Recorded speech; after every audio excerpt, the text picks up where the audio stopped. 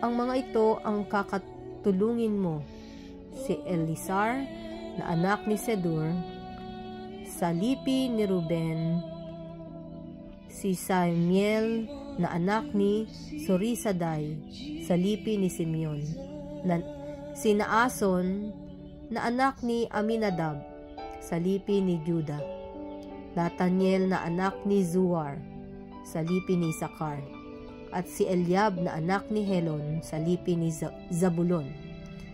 Sa mga anak ni Jose ay ito ang kunin mo, si Elisama na anak ni Amyud, sa lipi ni Ephraim, at si Gamaliel na anak ni Pedazur.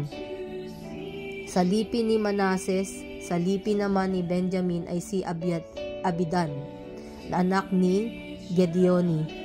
Sa lipi ni Dan ay si Ahiezer na anak ni Amisadai. Sa lipi ni Aser ay si Pagiel na anak ni Okran. Sa lipi ni Gad ay si Eliasaph na anak ni Deuel. At sa lipi ni Neftali ay si Ahira na anak ni Enan. Sila ang napiling pinuno at kinatawan ng kani-kanilang lipi. Ang mga taong nabanggit ay isinama ni na Moises at Aaron. At nung unang araw na ika-2 buwan, tinipon nila ang lahat ng Israelita. Itinala nila ang lahat ng lalaki mula sa gulang na 20 pataas, ayon sa kani-kanilang lipi. Ginawa nila ito sa ilang ng Sinai, ayon sa utos ni Yahweh. Ito ang kanilang naitala sa lipi ni Ruben, na panganay ni Israel, ang 46,500. Sa lipi ni Simeon ay 59,300. Sa lipi ni Gad ay 45,650. Sa lipi ni Juda ay 74,600. Sa lipi ni Isakar ay 54,400. Sa lipi ni Zabulon ay 57,400. Sa lipi ni Ephraim ay 40,500. Sa lipi ni Manases ay 32,200. Sa lipi ni Benjamin ay 35,400. Sa lipi ni Dan ay 62,700. Sa lipi ni Aser ay 41,500. Sa lipi ni Neftali ay 53,400. Lahat ng lalaki sa Israel mula sa 20 taon pataas ay itinalangan ni na Moises at Aaron sa tulong ng mga pinuno ng bawat lipi, at ang kabuuan ay 603,550. Ang paghirang sa mga Levita.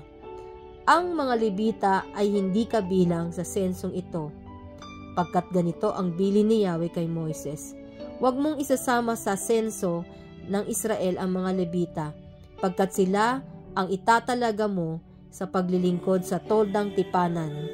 Sila lamang ang makapagtatayo ng kanilang tolda sa paligid ng toldang tipanan, at sila ang bubuhat nito. Kung kailangang tanggalin ang toldang tipanan, sila ang tatanggal, at kung kailangang itayo uli, sila rin ang magtatayo. At sino mang lumapit sa toldang tipanan liban sa kanila ay mamamatay.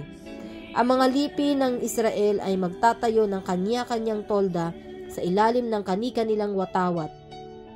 Ang mga Levita naman ay magtatayo ng kanilang mga tolda sa paligid ng toldang tipanan, para walang ibang makalapit dito.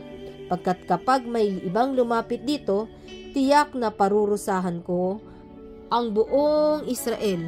Ang mga Levita nga ang mangangalaga sa toldang tipanan. Ang mga utos na ito ni Yahweh ay sinunod naman ng mga Israelita. Amen.